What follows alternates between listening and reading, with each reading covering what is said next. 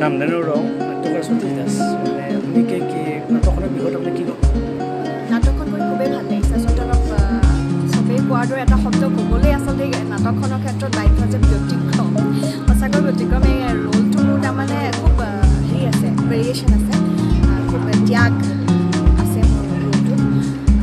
ভাল লাগিছে এইটো কাৰণে যে তেখেতে গোটেই নাটকখনত এনেকুৱা এটা হেৰি দিছে যে প্ৰত্যেকজন আৰ্টিষ্টৰ নিজৰ নিজৰ এটা হেৰি আছে স্থান আছে যিটো স্থানত ওলাই যাব পাৰিব আৰু নাটকখনৰ খুব সুন্দৰ এটা মেছেজ আছে দৰ্শকৰ কাৰণে যিটো আমি আচলতে ভ্ৰাম্যমানত খুব দৰকাৰী কথা এটা মেছেজ দিয়াটো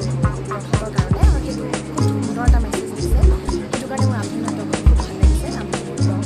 আৰু দুখন নাটক আছে আমাৰ লগত আজিৰ চাণক্য অভিজিত ভট্টাচাৰ্যৰ আৰু মহাযুদ্ধৰ আহ্বায়ক ধ্ৰুৱজ্যোতিখন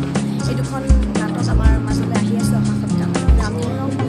খুব সম্ভৱ কাইলৈ পৰহিৰ ভিতৰত শেষ কৰি সমাপ্ত কৰি তাৰপিছত আমি লাহেকৈ ষ্টেজত উঠিম আপোনালোকৰ আশীৰ্বাদ সংলাপ ক'ব সংলাপ তাৰমানে এতিয়া গোটেইখিনি ক'বলৈ দিগদাৰ মই সৰু এটা সংলাপ আৰু কৰিছোঁ মই পৰাণক ভাল পাওঁ পৰাণ মোৰ